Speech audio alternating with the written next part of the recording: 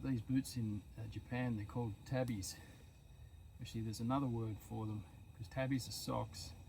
These are something tabis. If you visit Japan, make sure you get into the workwear shops. It's fascinating. They had winter ones. They had ones used for logging, which are a bit like golf shoes. They've got studs in the bottom and hard toe and hard top of your foot. Only my problem is I'm a 29.5 centimeter foot, so my options were a bit limited. You got to get the tabby socks, so I got a few pairs of those. And I got to say, I can understand why they're popular there. I genuinely saw workmen wearing these shoes. I met a guy who was a logger, and he was wearing the logging versions in the bush.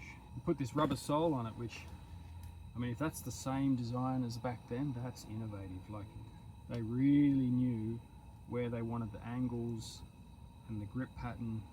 Like, it's better than almost any grip pattern I've seen today. But I've been wearing these quite a bit, bushwalking and around camp at night. Bushwalking, totally good, man. Like, the toe separation makes sense because in fully enclosed shoes, the foot inevitably slips side to side, even with the laces that come all the way in. You know, there's movement.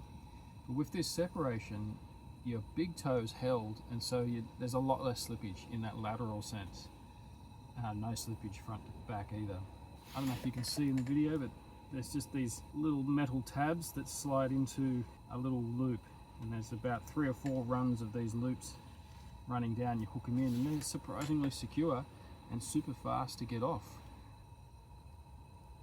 They're cool. Like, obviously some people wear them as a fashion statement. They are that, but they are actually a practical shoe. Better than any canvas shoe I've ever worn. If you want to wear a canvas shoe, get tabbies. Don't forget to get the socks with them though.